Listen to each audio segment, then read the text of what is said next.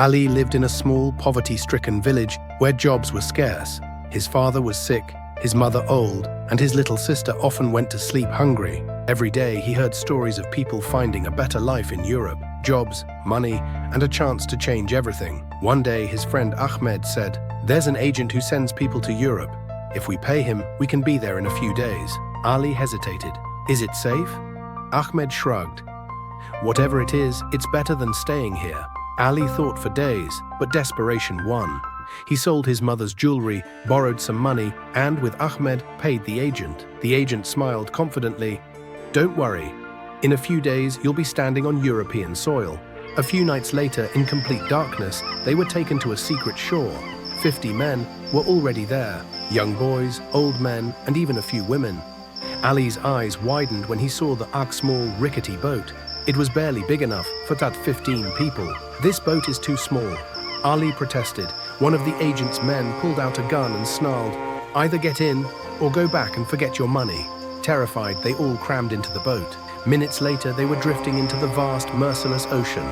The first day passed somehow, but by the second day, food and water had run out. The sun blazed overhead, and they were thirsty, weak, and hopeless. A young boy whispered, "I'm hungry." No one answered. They all felt the same. Ali thought of his mother and sister. He wanted to go back, but there was no way back. By the third day, dark clouds covered the sky. The wind howled. "A storm is coming," Ahmed shouted in fear. The first wave rocked the boat violently, then another. Water flooded the boat. Panic spread. "We're sinking," someone screamed. Some jumped into the water, trying to swim, but the sea swallowed them instantly. A monstrous wave slammed into the boat, flipping it over. Screams filled the air. Then silence. Early the next morning, a Coast Guard helicopter patrolled the sea. They received a distress signal about a sinking boat. 2 rescue boats were immediately dispatched. When the team arrived, the sight was heartbreaking. Bodies floated everywhere. The wreckage was scattered across the sea, but there was no sign of life.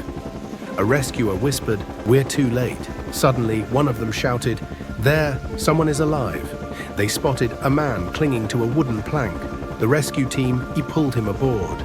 He was shivering, weak, his lips dry, his eyes hollow with fear. A medic checked his pulse. Severe dehydration, but he's alive. The rescuer wrapped him in a blanket. "You're safe now." Ali's voice trembled as he whispered one sentence over and over. "They sold us dreams and led us to death." Hours later, news channels around the world reported another migrant boat sinks in the Mediterranean. Dozens feared dead.